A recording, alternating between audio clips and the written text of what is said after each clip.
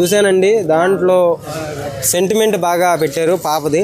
So ప్రతి ఒక్కరికి కూడా కంటెంట్ బాగా నచ్చింది. ఎందుకంటే ఎప్పుడైనా సరే వెంకటేష్ గారు ఏ సినిమా అయినా సరే ఒక మంచి కంటెంట్ జనాల్లోకి తీసుకొస్తారు.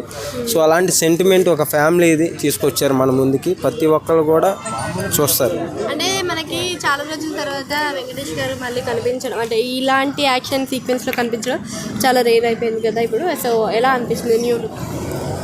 ఆయన ఎంత లేట్గా చేసినా సరే కొత్తగా వస్తాడు జనాల్లోకి, ఒక కొత్త కాన్సెప్ట్ ఎంచుకొని. సో మన ముందుకి ఈ సినిమాతో కూడా అదే కొత్త కాన్సెప్ట్తో మన ముందుకు వచ్చాడు.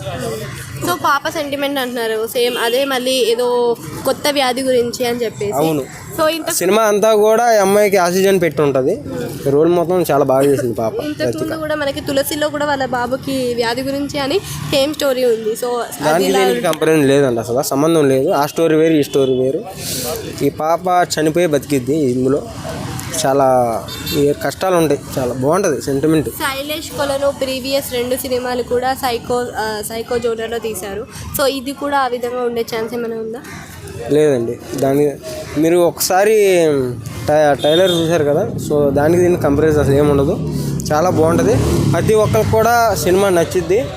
వెంకటేష్ గారు ఏది తీసుకున్నా సరే 100% కరెక్ట్గా ఉంటుంది. అంటే ఇప్పుడు మనకి సంక్రాంతికి 5 సినిమాలు రేస్లో ఉన్నాయి. మరి ఏ సినిమాకి ఏ సినిమా పోటాపోటీ పడుతుంది?